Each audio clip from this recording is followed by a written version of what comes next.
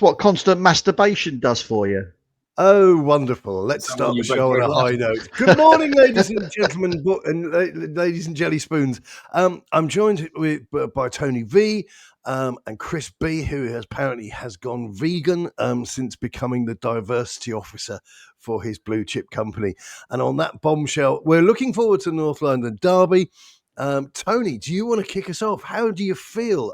Are your vibes rising? How do I feel? Cautiously pessimistic is probably the way I'd look at it. There's a lot of players out. Very much so. Very much so. Yeah, exactly. It's a very unknown quantity. I mean, with Gabriel in particular being out, that's a big blow to Arsenal because he's their linchpin at the back. And both teams are vulnerable, frankly. Arsenal, whilst they're obviously top of the league and they've only conceded 4 or 5 goals, they're actually quite vulnerable when you look at them. It's just that they've got. Well, here's a novel concept. It's actually because they've got a good goalkeeper in goal that we could have bought. Oh, don't. I'm sick of it. We've been linked with a guy who's currently at Barcelona. He's 33. He's not a bad goalkeeper at all. But I am waiting. I'm waiting for the cretins, the know-nothings in the fan base to tell me why Vicario is a really cool cat. I'm really waiting. So if you want to fill the comments with that this morning, be my guest. Because do you know what? I love knowing who the dafties are. And the dafties in the audience think that Vicario is the future. And he's not. We say Ter Stegen's old. He's 33 years of age. For a goalkeeper, they can easily play up to 38, 39, 40, no problem. And there's no problem with his age at all. I mean, the reality is there's no problem with his CV at all. The reality is that he's at Barca, and to get him to come over here, he would need to take a serious wage cut. Can you remember when we had the Brazilian octopus between the sticks? Aurelio Gomez. Yeah. We replaced him when Harry Redknapp was in charge with Brad Friedel. And Brad Friedel at the time must have been 36, 37, came in, played 2 seasons, didn't do anything wrong during that time. And we did it probably a little bit further back where Casey Keller came in and played for a year or so again toward the end of his career, but didn't disappoint or let us down. Vicario is a bang average keeper who is targeted from set pieces, like a Dracula, afraid of crosses. The fact that we're having to use a centre-back to distribute the ball from goal kicks shows you how poor he is with the ball at his feet. Yes, he can make a save, but shouldn't any top-class goalkeeper? That's their job after all. So I'm rather tired, you'll be shocked to hear, I'm rather tired of being told what Vicario can do, and he's a shot stopper, he's a whatever. I don't care. I want him to be a better all-round goalkeeper. And what he's offering at the moment, I would score him approximately 4.5 out of 10. But don't forget, his mum and dad are lovely people, and they mix with the fans and have drinks. And we are so woke and we are so easy to please that we love it. We jump on that. Forget about the performance on the pitch. His mum and dad are good people and post some photos. It looks good on Twitter. No, absolutely. I'm not going to go down the woke hole, but thanks for the opportunity. But needless to say, I've nominated myself the diversity officer for our new bar. It's not normally it's not normally typical of you to decline a hole. Hey, Fangle. They're usually carved into the cubicles of the local toilets. Glory holes. It's the only way one can turn an honest coin, sir. No wooden coins accepted. Well, internet traffic. When Google is restricting your internet traffic, you've got to go to do whatever you want to do. Yeah. Well, my traffic is coming back. I was saying to you before I so rudely managed to botch the electrics here, but the graph went like that, and now it's going like that. So, you know. Did you have a little bit too much fun last night, judging by your right cuff? No, this is from doing tiling, man's work. Hey, yeah. This is called watching Brendan Johnson's goal against Macedonia once too often. No. I mean, come on. Sorry. Let's have it right. North Macedonia. Oh, sorry. Yeah. Okay. The footballing greats. I mean, It's goodness me. it's I an- mean, there's another example of stupid people getting excited. They're suddenly making those videos where kittens play with balls of wool and are falling around and going like this, as if it's actually quite entertaining. I mean, North Macedonia. That's like playing East Yarmouth East in a volleyball competition. Can you tell me the capital of North Macedonia or where they play their home games? That's exactly where it is. Yes. Tony? Yeah, absolutely. Yeah, definitely. I can tell you. I'm just not going to tell you. Okay, well, that makes 3 of us a clue. I'm actually working for the North Macedonian Contraband Society, and we are withholding all information until our rules and regulations change. I mean, yeah, I do know what the slogan of North Macedonia is. The slogan of North Macedonia is "It's not South Macedonia." Oh, spitters. Rubbish. Yeah. People's trying to do the laughing. I mean, is this not sort of Alexander the Great territory? Yes, it is Macedonia. Yeah. I mean, there was a time when this was an important part of the world, but not on footballing terms. You know, not playing five-a-side with the elephants. No, mate. No, mate. I've got to say, shot of the week goes to the attacker of Ian Huntley. Well done, son. You played a blinder. Yes, he has played a blinder, and that's the trouble. Is I know it's an unpopular argument, but the death penalty. Do you know? I think that as long as you get more right than you get wrong, that's my look on it. I'm fed up with this. I mean, there's stuff in the papers virtually every day of somebody else who's been attacked or thrown a kettle at themselves or whatever it might be. And what are we doing? We're spending millions of pounds a year to put them. And the borrowing of this government came out from the Office of National Statistics this morning, which Daniel Levy fans will be fascinated to hear. We, at the moment, the Labour government, and don't tell, in the words of the Sleaford mods, you voted for it. The Labour government are currently running at 250 quid per person, man, woman, and child, of the debt that they've run up for the last month. I mean, this country is a flaming skip at the moment. Yeah, with the flames licking the side of the skip. What an absolute! And we've got people in jail who are never ever going to reform or contribute anything to society, and they've committed heinous crimes, and we're just paying through the eyeballs to make sure they're happy with their TV and their their PlayStations. Well done, No Idea Keir. You're doing a great job. Fantastic job. I mean, really. I mean, I'm waiting for the fire brigade to arrive because the government have sent out special people to pour butane through my front door and a fresh box of matches. Do you mean Keir? I'm whiter than white, but don't worry. Don't ask where my suits came from, Starmer. Don't ask who made those funny marks on my suits, and they weren't Ukrainian rent boys. I'll have you know. No, exactly. That was an interesting conviction last week that wasn't reported by any mainstream media, wasn't it? What was that? A Ukrainian rent boy who was convicted just by chance of targeting the Prime Minister and damaging his vehicles. Ooh, I had my vehicles touched inappropriately. Ooh. Well, they hairy vehicles. I wouldn't have thought they needed to pump butane for your front door. There's enough hot air in your property at the moment, isn't there? It's a hot air joke there, ladies and gentlemen. Very funny indeed. Thank you very much. Very good. Very good. But how are things in the maximum security love nest there, Chris? Are you life good? Yeah, all very good. Yeah, it's getting a bit cold. I've got to say, out with the dogs at 6 o'clock this morning, and it was a bit cold. Chilly willy, no, nothing worse than a cool tool, you know. The moose had gone into the hoose. And how's the old prefab bedsit working out for you there, Tony?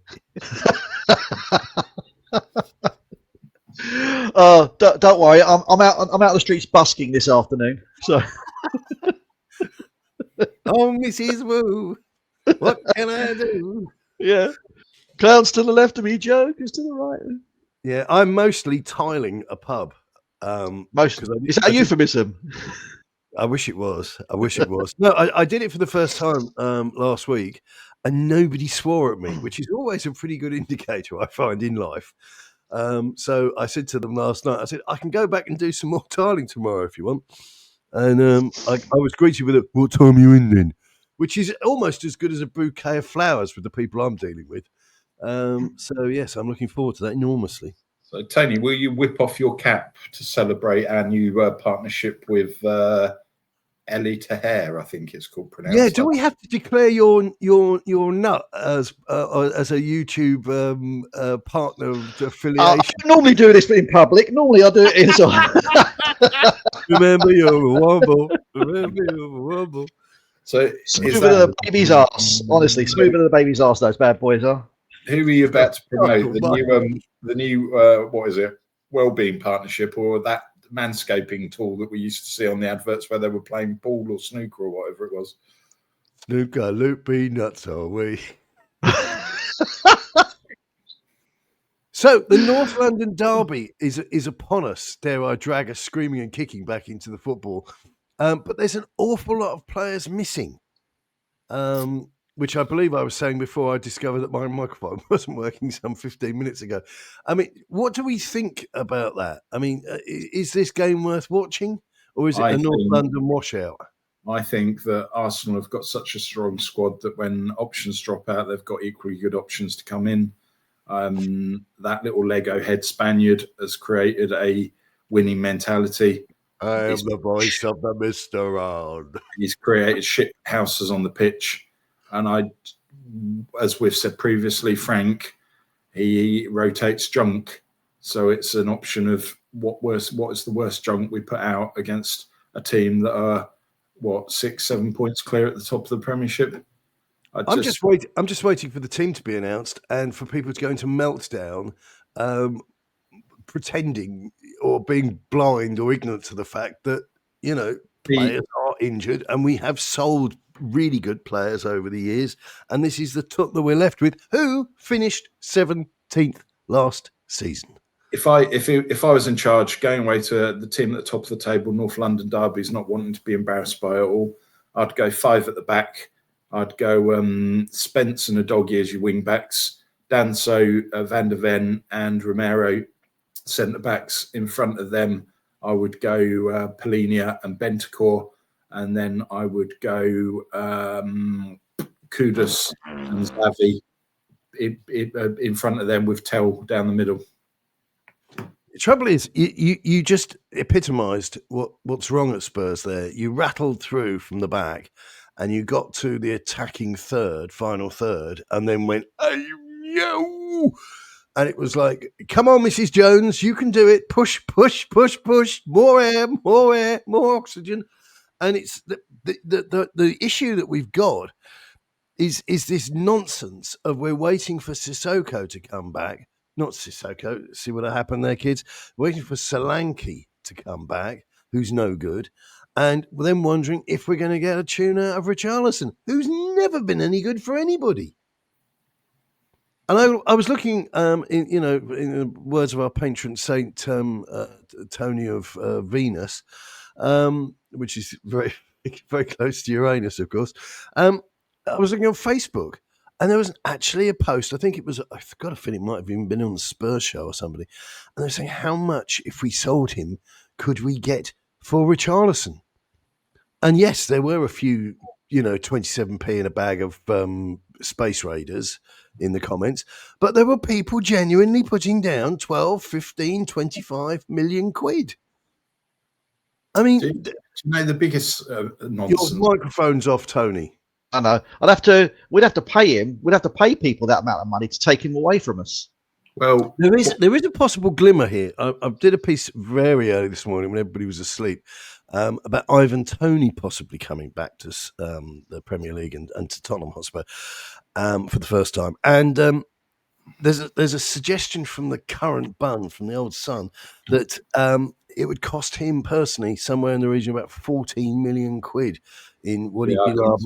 I can't see that one happening.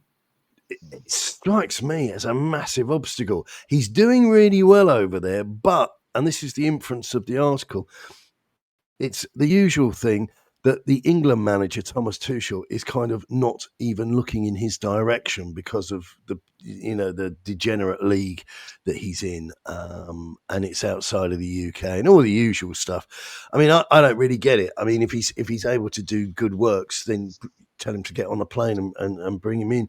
But yeah, if it's going to cost him that much money, it's literally going to take most of the good out of his move. In modern day society, what are youngsters more interested in? £14 million in their bank accounts or an England cap on their desks? Well, the sad thing is that the further thing down the list is playing well for their elected club that pays their wages, and there really is a genuine almost contempt for it. We're not going to. I can't see us getting him out of Saudi or wherever it is, because cash is king. He's coming towards the end of his career. What is he, 29? He's going to be thinking about, well, he may not think that far ahead. He'll be setting up the next 2 generations of his family if he chose to. It's going to be difficult to pull anybody out of Saudi when you don't pay the wages that we don't pay. You know, when we pay the wages, no, the wages we offer players traditionally is nowhere near the sort of or what other players would get elsewhere. And what are your thoughts on the wage? What's your thoughts on the wage crisis? If you're playing in Dubai, Saudi, you pay 2% a year in tax. Yeah, exactly. Yeah, but when you come back to the UK, apparently you're liable for the last 18 months or something insane. I couldn't really make head or tail of it. I mean, not that interested, but it did strike me that it's going to be a massive chore for him to. It's going to suck the good out of him having any intentions. I mean, if he's desperate to play for England, if he's desperate to be back in the Premier League, yes, it all makes sense. But if he isn't desperate, then it makes no sense at all. Well, I saw as well yesterday that Ruben Neves it could be available in January. Now that is a player we really, really, really could do with, because that guy is quality. But again, he's in Saudi. Okay, he's only got 6 months left on his contract, so a transfer fee isn't necessarily that big going to be that big a deal. But it's game. You're being paid 400 grand a week or whatever. Virtually tax free. 380 grand a week he's on. Tax free. And then, you're going to have to come to good old Blighty and basically have it, have your tits ripped off. With people throwing bits of chicken at you in the street, going, "You're shit, mate." Yeah. Do you know what I found most concerning this week? The rumours coming out that we'd extend Basuma's contract so that they retain some value. Nobody in their the old Daniel Levy never left after all sketch. Yeah, nobody in their right mind's going to pay 10, 15, 20, 25, 30 million for a bloke who's not played this season and has 2 brain cells which are both permanently engaged. So you extend his contract, no one comes in and wants to buy him. Guess what? You're left with a player on 100 grand a week sitting there doing diddly squat. Just get rid of him. Just move him on. When Arteta came into Arsenal, when he got rid of all of those Kolasinac, Granit Xhaka, and they moved all these players out. He just said, we need to clear the decks. But again, history says that we're really poor and bad at getting rid of talent, or not talent, personnel, people. Yeah, I mean, I think you could sum up perhaps the biggest weakness. I mean, the overarching, the eclipsing weakness of Tottenham Hotspur is the ability to overpay for players that there was no big queue around the block for by any of our rivals.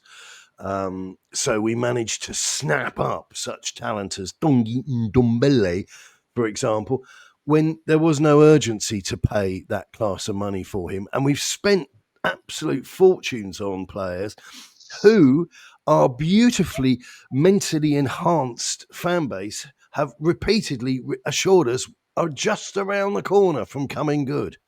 I mean, it is really embarrassing, really, really, really embarrassing. And so we'll have to see where we go. But the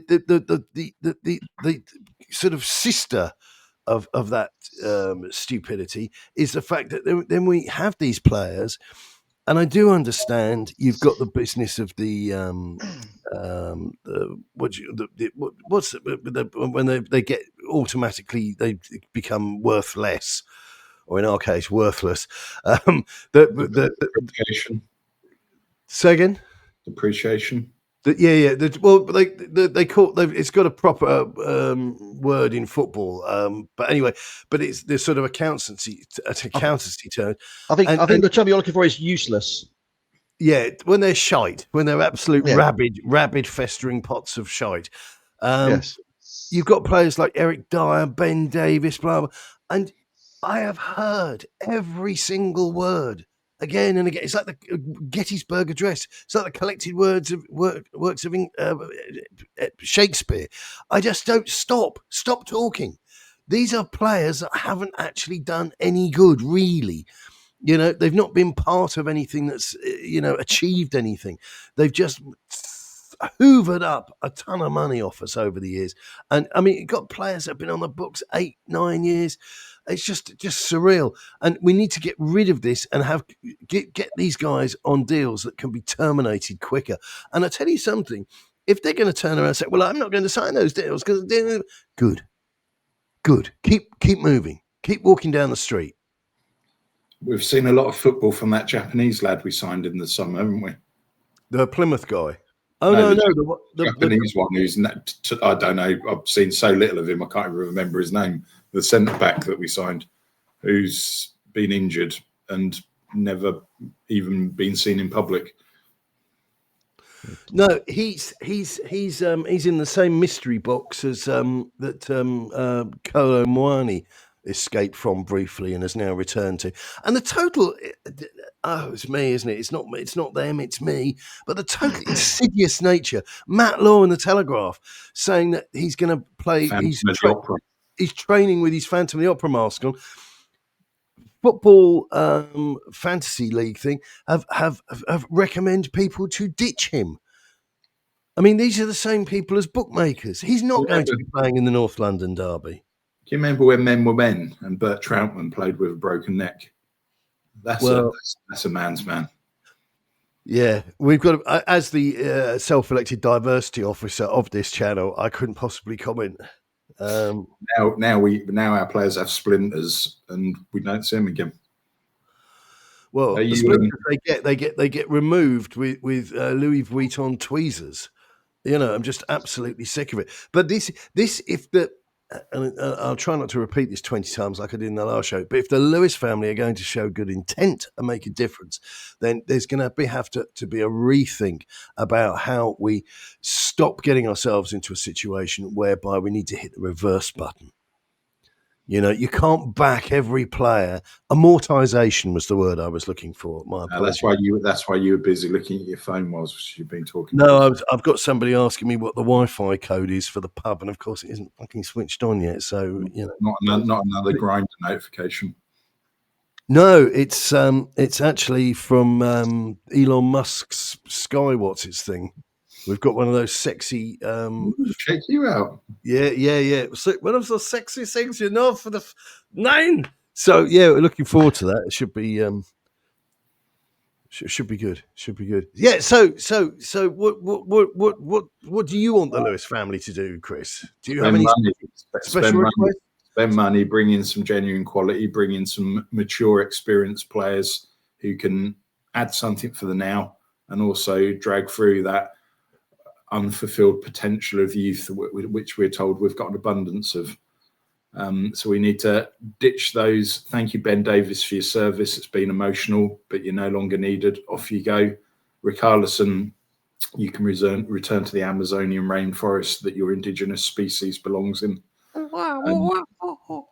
And Brendan Johnson, go back and sit on the toilets and take a wee in peace and quiet. And work on getting your eyelashes tinted. Yeah, we could get rid of so many, and that's what we need to do if we're going to be a serious squad.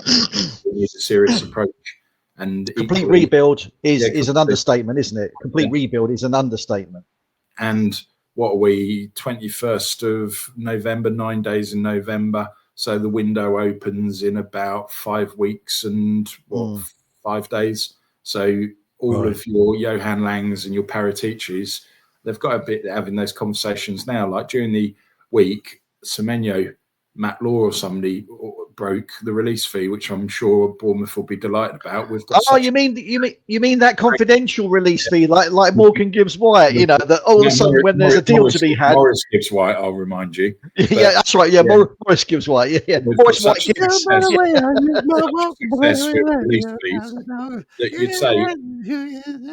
you'd say that if we wanted to, we should be all over that. And you look at the others.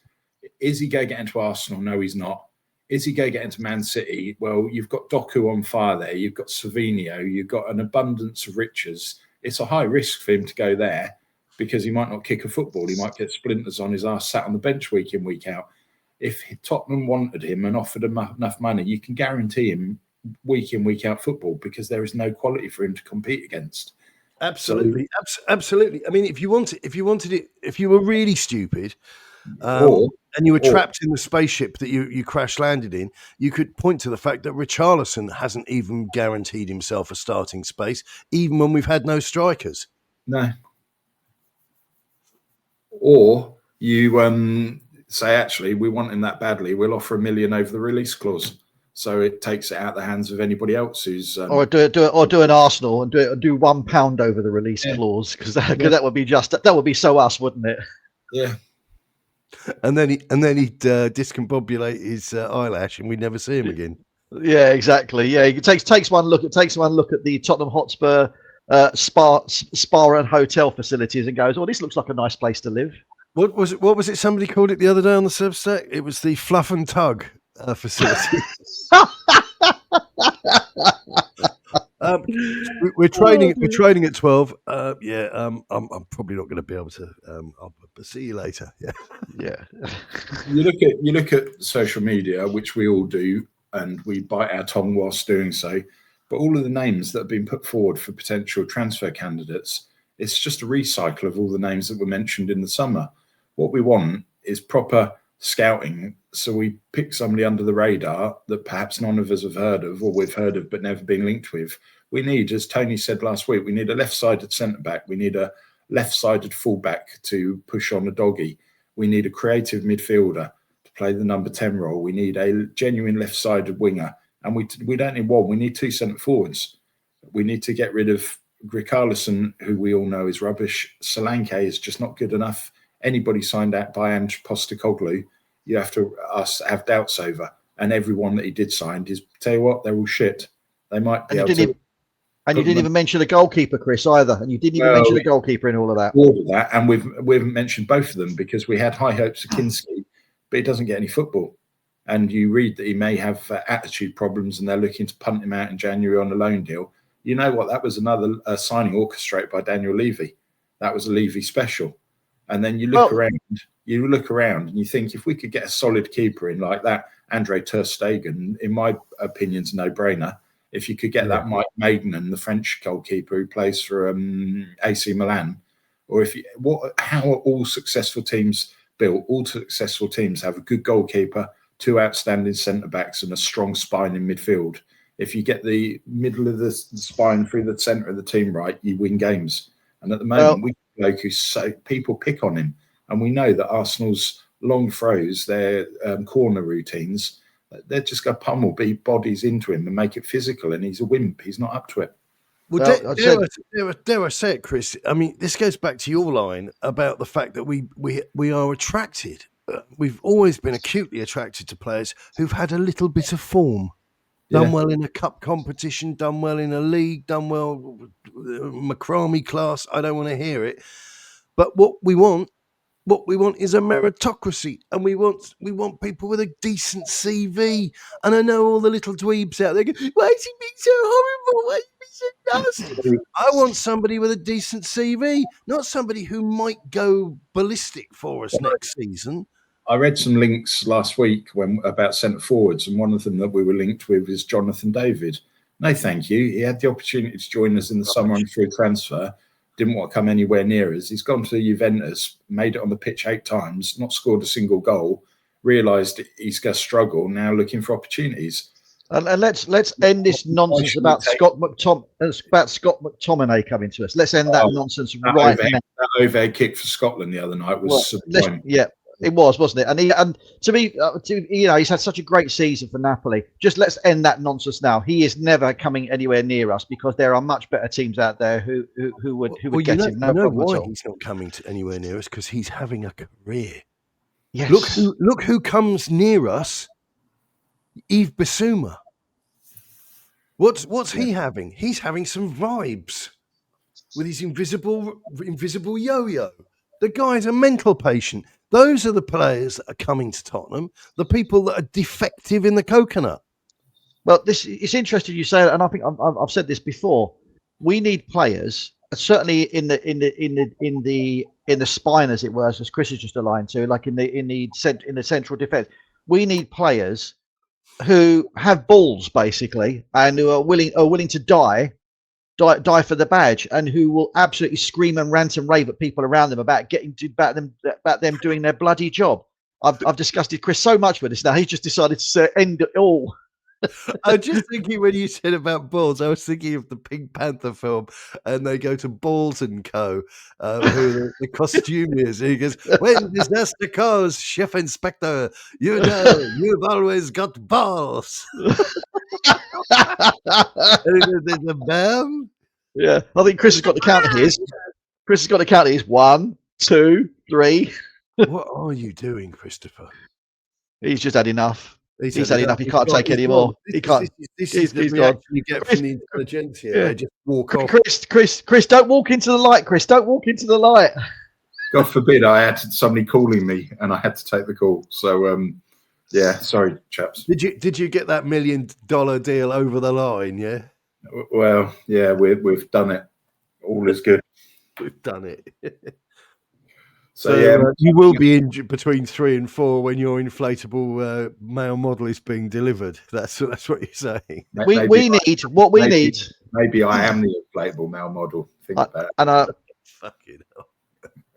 I've said it before. We need a John Terry, a character of that ilk, who would absolutely rant and rave and scream at people, but that actually is doing the job as well.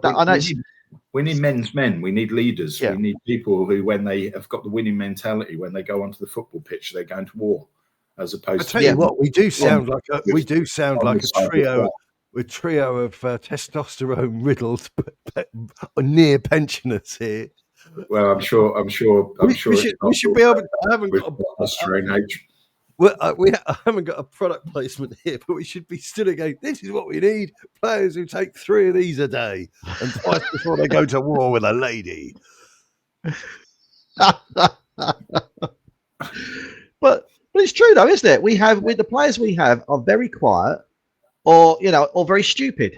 Do you know? I can't stand that Nancy boy huggle we do before the games. Oh gosh, dear. Dreadful. And it is, and bizarrely, some moron who should be sweeping up the litter outside the stadium for the council because they've been sacked. Some moron up high decided that was a good on the optics. That was a good visual thing for the fans to see. Oh look, you can see him. He's so involved. No, he doesn't speak bloody English. All of this handshaking and pointing and all the rest of it. And it's absolute toss. Anything that was of any worth was said by Thomas Frank and Thomas Frank alone in the changing room before they came out. It's creeping into the grassroots football as well, H. Now, every game, most of the games that I'm doing, they're all getting together and doing the talking, going rah, rah, rah at the end of it all and that sort of thing. It's, good grief. Well, the trouble is, it's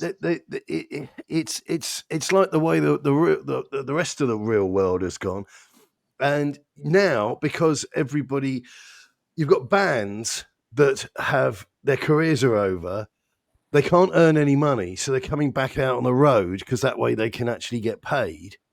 And if you go to a pub, I mean, another plug for the pub, but we're going to. The Mason Newman's Gunmaker's Arms in B4, Birmingham City Centre. Juice. Absolutely. We can get a fresh pint of Mason's fluids. Looks like you've got most of it. We're going to be putting on bands, but these are people who aren't actually getting much airtime because all the pubs want are covers bands, and it's so destructive. It's so destructive. We've got a secret guest. I don't even know that. Well, I do know the guy's name, and I'm not allowed to say anything. But he's got something like 6 million followers on YouTube and 10 million on Instagram. He's a jingle jangle, plinky plonky sort of solo artist. You've got Tony V playing live to the masses in Birmingham. Tony with his ESPN spoons. Yes, taking us way back with the Mileman's Dustman. As he go remove? I'm very disappointed. I'm very disappointed by this breach of our contract, H. My people are going to have to talk to your people now about compensation. My people aren't on the phone due to having no phones.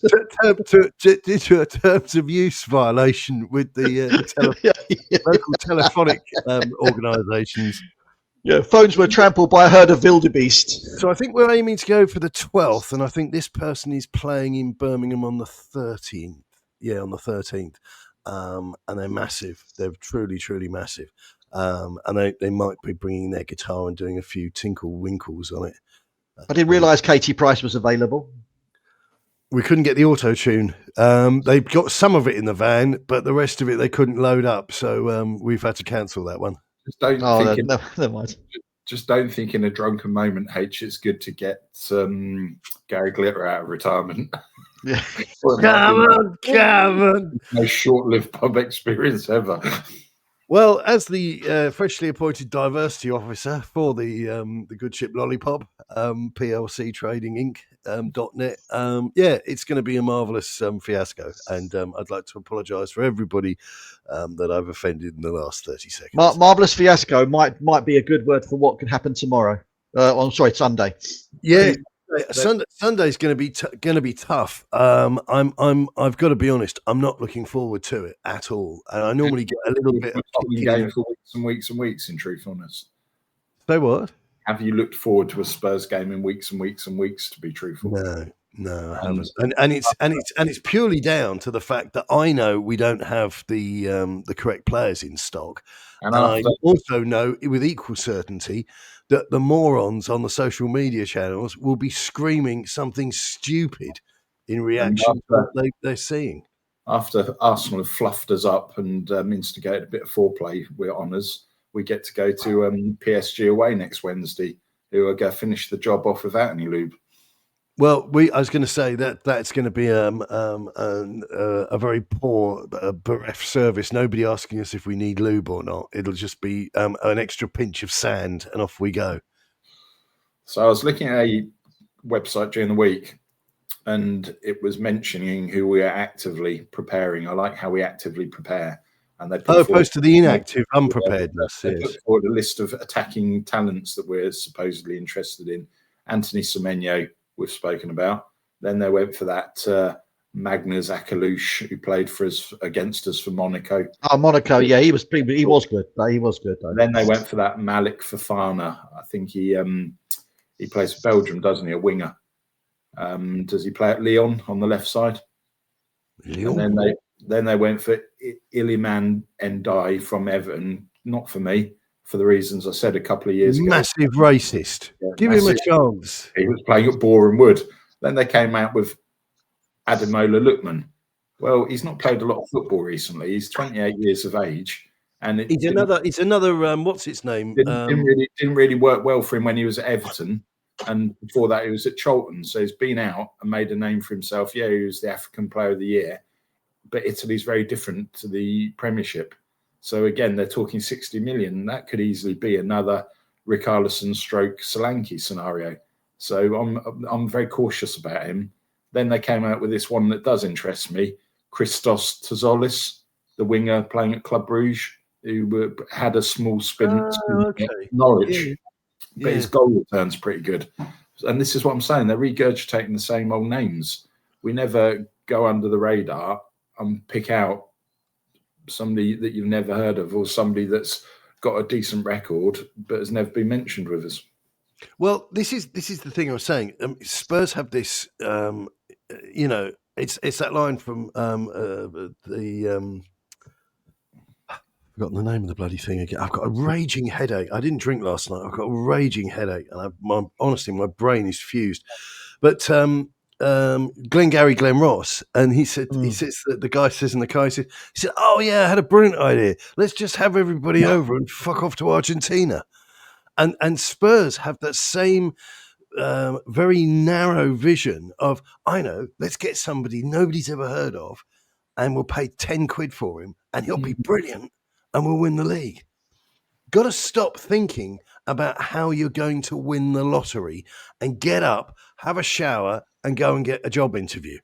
But look And at Spurs need to stop this scratch card mentality of this is what I'm going to spend the money on. But look how it's a lot beyond infantile. Look how successful Brighton have been over the years in the transfer market, and that's having a good global scouting network backed up by the data analytics. Let's have a look at Brentford. We just do the old. Yeah. Or no, worse yet. I mean, because the jokes were there a long time ago when we you go back. Who was the scouting guy that we had with a short, dark Kamoli?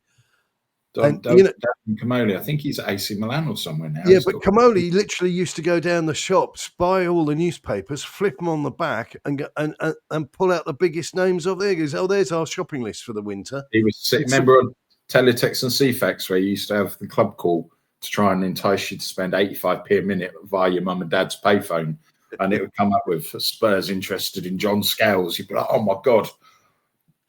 Club Call launched a generational boom in the sales of those phone locks, that went on that you locked onto the circular dial phone pads. Those things wouldn't have sold without Club Call. No. Hold up the phone bill. Where's the fucking? But yeah, the thing is, there are clubs, isn't there? There are.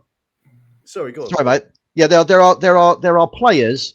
There are levels to where players will go in terms of clubs. So you've got your Premier, you've got your elite clubs, the Barcelonas, the Real Madrids, potentially Man Cities, that sort of play.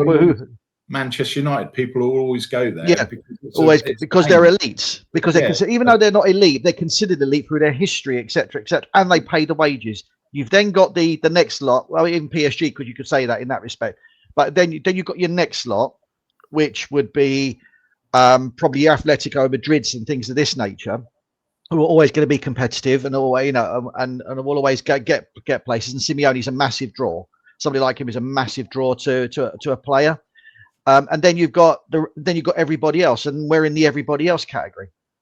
Yeah, Spurs are not, and this is breaking news for some of you, but Spurs are not an elite level club. And if you want to debate that with me, look at our starting 11 on Sunday and show me where the elite level players are there, because that's the same club you're going to be moaning and groaning and saying horrible things about, because it isn't a particularly enticing starting 11, because the squad isn't enticing.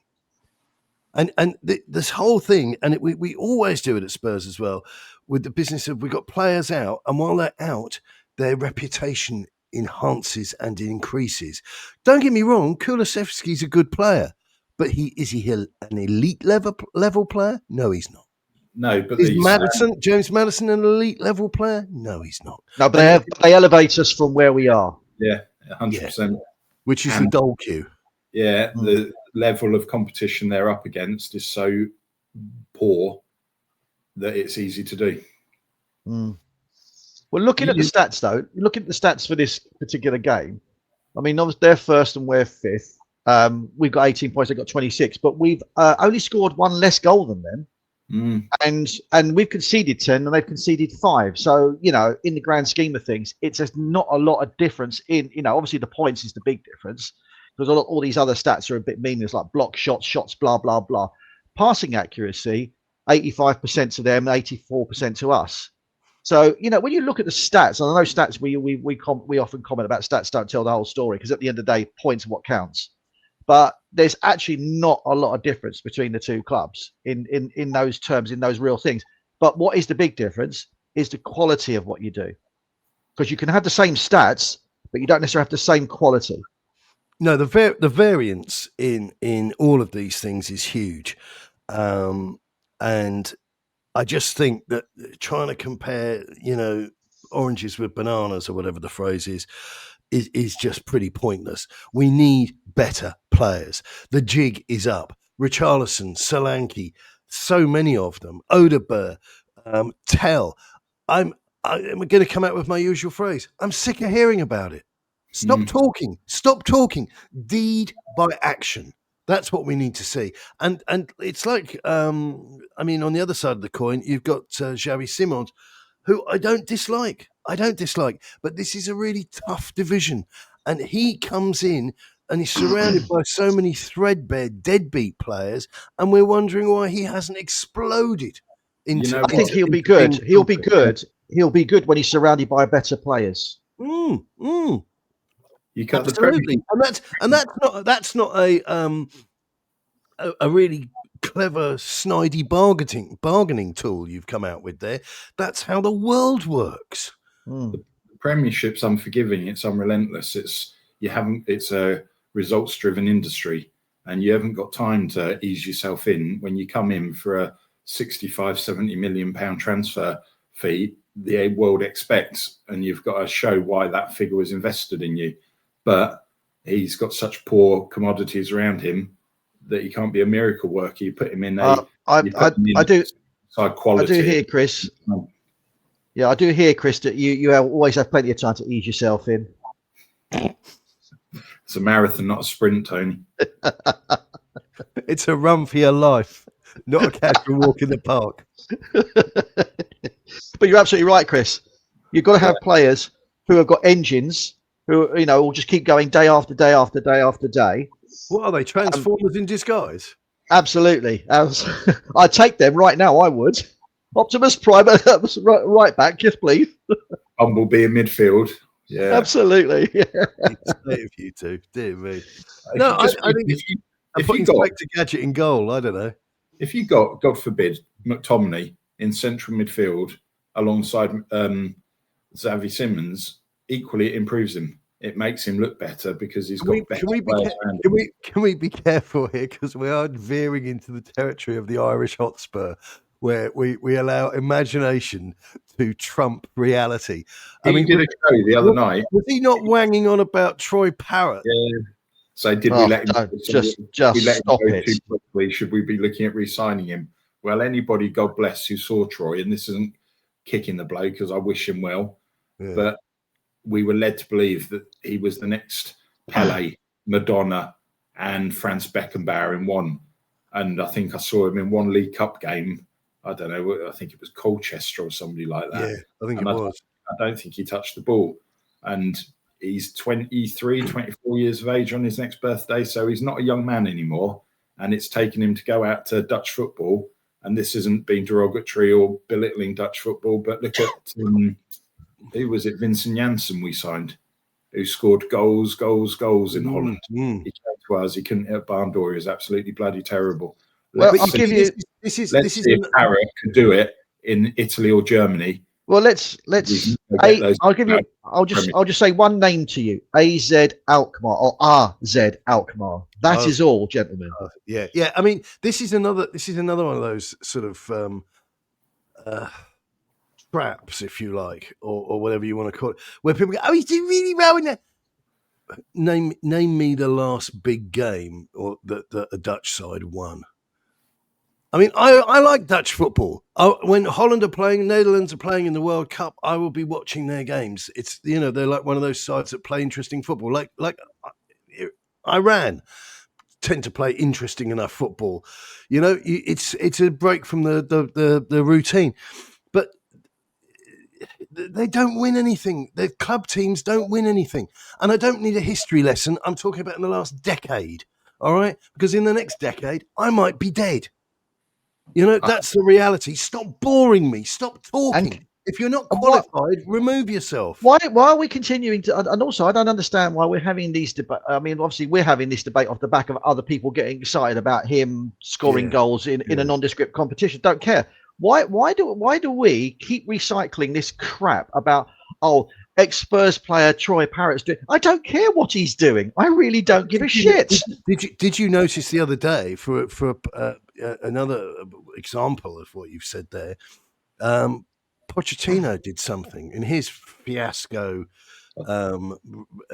men's. What do they? Why can't they just call it the USA?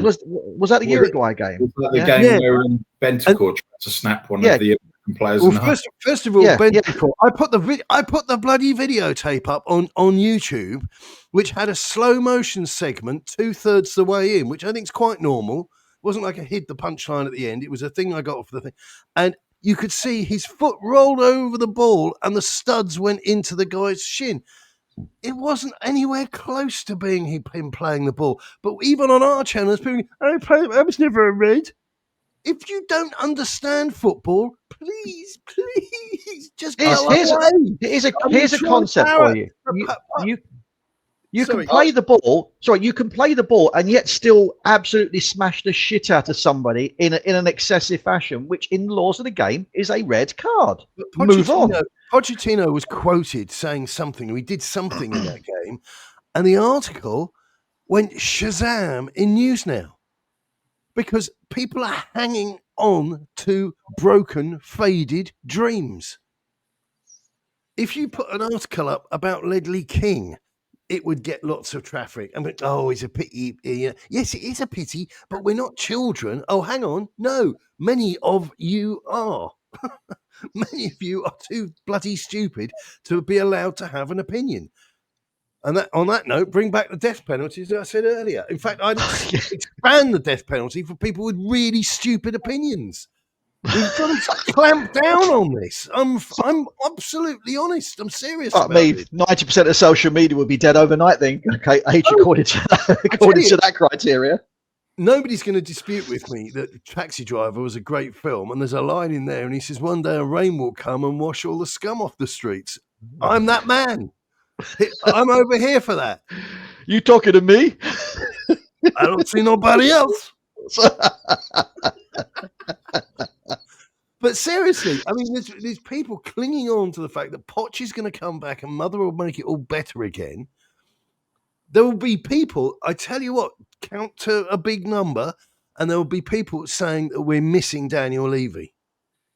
Because if there's anything stupid, there will be Tottenham fans in the queue to get behind that as an idea. This is a very simple equation right now. We have the Lewises now in charge. Mr. Daniel Levy Esquire has left the building. It's very simple. Forcibly ejected with a size 11 up his rectum. Doing an impersonation of an elephant with his trousers lining pulled out because they've removed every single fucking last shekel of him that might be involved with the club. Here's a novel concept. We have a manager in place. We have a manager we trust. Well, we do as this particular group of people do. Back the damn manager. That is all. I've never heard that phrase used before. I know. Yeah, I know. But the classics. Back the manager. I don't know what you want. He was interviewed by both Chelsea and Manchester United. Now, if that doesn't give you an indication of where he sits around the football manager sort of dining table. Oh, but the quality of the football he plays is horrible. He's never done anything at Brentford. Just shut the fuck up. Shut the fuck up. I liked Ange. I'm sure he didn't smell as bad as you said he did. Obviously, tossers of the world unite. If you brought something that would get their attention, because I don't like the sound of my voice, if you got something that get their attention, hold their gaze, the death penalty, just for saying something absolutely stupid. Mate, these people are the equivalent. These people are the equivalent of cats being shown a shiny ball. Yeah. Laser pen, cats against laser pens. Exactly. Yeah. Lasers. Actually, you do look like him, Tony. That's how I've seen you before. Yeah.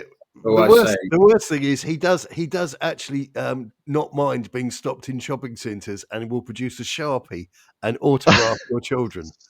I've heard he was charging, but his missus put an end to that. That's what I was told.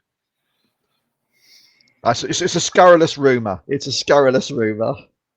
So produce your evidence. As we head towards any point, have a look at the film Roof Man, about a bloke who lives in Toys R Us for 6 months, having escaped from prison. Very enjoyable.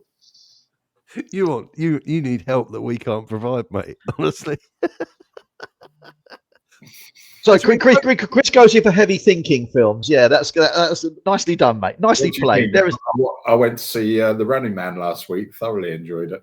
Oh, mate, I don't know about that one. I don't know about that one. Chris, where did you manage to see that? Good service, would recommend. Yeah, no longer selling the sticks. Captain H's Fire Sticks Limited. Yeah. Everyone's a winner, babe. On a note, I saw Nuremberg on Monday. The film with Russell Crowe. Very good. Very good. Yeah, that's very good. A lot of my friends were in the original, you know. I was there. I used to crack a really, really tired joke. I thought it was a great joke at the time. But apparently all my school pals, we used to go across the road to this institute where there was a refectory and you could sit down and have a sandwich. And you used to get these horrible dinner lady women that used to come around and mop. Did you leave that there? And all this sort of thing. And I said, I remember you. And she went, well, where from? You were in Nuremberg. I love your impersonation of the women. Oh, there! It's like Mrs. Yeti Goose Creature. Oh, yes, lovely. So, what do we think as we're approaching the witching hour? And I'm not going to shout any more yet because it's 5-2. What do we think the score might be against the dreaded Arsenal? As I said, I think we've got to go and look for a lockout, and that's why I'd play the formation. I said the 5 at the back. Yeah. I think it could go one of two ways. It could be a really tight affair and end up 2-1 to somebody, or they could come out all guns blazing and just take advantage of our naivety, insecurity, general crapness, and win 4-1. I just don't see. I don't see how we can. With the central three, the centre forwards, the attacking three that we have, are not going to make any sort of dent in them whatsoever. Even with Gabriel out, I can't see us scoring a goal. Frankly, I reckon I'm going to go for something like a 2-0 to Arsenal. The damage will be in the middle where you've got Declan Rice.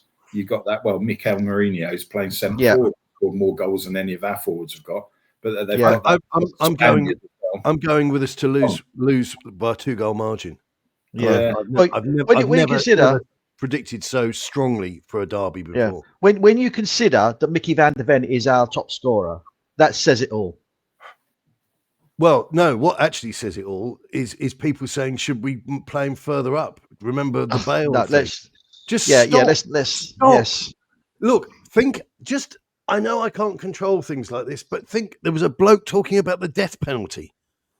Could it be done retrospectively? Could they come back and say, look, we've got a comment on here, and you were suggesting that Mickey van der Ven was played as an attacker, and we've got it. It was on a YouTube channel. You made that comment in 2025. You could be getting a knock at the door under my new regime, because you don't know how life's going to pan out, and it could be that what I say actually filters down into society to make the world a better. You've been watching too much Minority Reports. Tune in next week to the next week's episode of The Man in the High Castle. That's good, guys. Yeah. But seriously, I'm as you might have gathered, I'm just slightly annoyed with daft people saying daft things. You know, what would we have to talk about, though, mate? What would we have to talk about? That's the thing. Well, I tell you what. At least it stops us talking about the football, which in itself is not worth discussing. Not in an international league, no. No, it's been horrible, hasn't it? Oh, there was a funny though. This is actually a true story, although of course it will be derided by some because it comes from the current Bun, the Sun. One of the chaps who, along with Barry Manilow, wrote "Can't Live Without You," is looking for a royalty check because Can't Smile Without You. Yeah, Can't Smile Without You. Playing the song, and I have recently with the pub again, another thing, but you have to get the license, and you Yeah, get yeah. it's the Performing Rights Society. It's 100 and something quid a year. Tedious thing, but you have to have it. It allows you to play live music, allows you to do this, that, and the other, and you just can't not have one.